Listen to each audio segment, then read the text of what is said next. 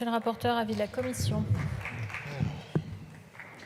Bon, messieurs, dames, chers collègues, je sais qu'on écoute parfois d'une oreille distraite les rapporteurs, mais là, je vais vous demander de m'écouter attentivement.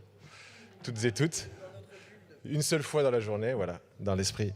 Écoutez, c'est vrai qu'on a essayé de faire un exercice qui, pour l'instant, a réussi, un exercice de sincérité, un exercice d'engagement, de confiance mutuelle, entre des groupes majoritaires, des groupes de l'opposition. On essaye d'oublier à quel groupe on appartient et on regarde sincèrement les choses et on se pose des questions, on essaie d'apporter nos réponses.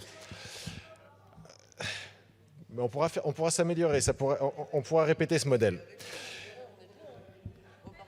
Alors aujourd'hui, on nous demande, à travers ces amendements de suppression, d'éliminer du texte quelque chose qui est rentré légitimement suite à un travail collectif du groupe de travail, suite à un vote unanime de la Commission des affaires économiques, qui a fait rentrer dans ce texte, effectivement, une disposition qui existe déjà dans le droit actuel. Mais, comme je vous l'ai expliqué au préalable, c'est un choix que nous assumons, un choix ponctuel dans ce texte, un choix qui participe à la pédagogie et à la diffusion de l'information, et un choix qui va nous aider à faire en sorte que l'influence commerciale ne soit plus utilisée comme un moyen de contourner la loi. C'est parfois le cas du fait de la naïveté, de l'ignorance, ou parfois de l'ignorance feinte de la part de certains influenceurs commerciaux.